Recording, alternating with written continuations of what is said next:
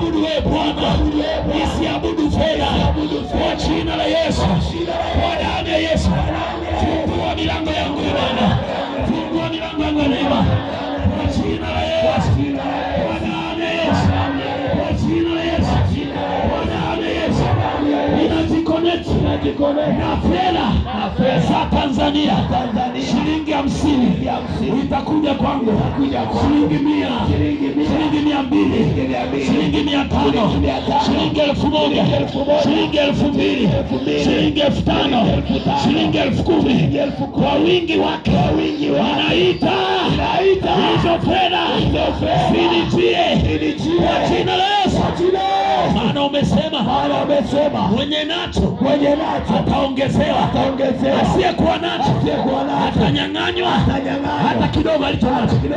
Mimi ninacho, nina hii sadaka, nina hii fedha, nina hii dola, nina hii tishi, nina hii Kenya, nina hela ya Msumbiji, nina hela ya Malawi, nina hela ya Zambia, nina hela ya Israel.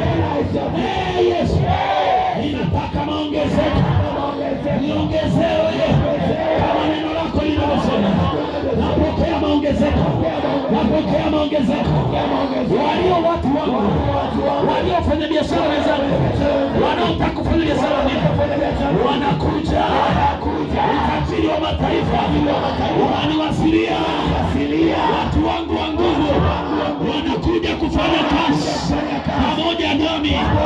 Maongezeko, maongezeko, ninaongezeka, ninaongezeka.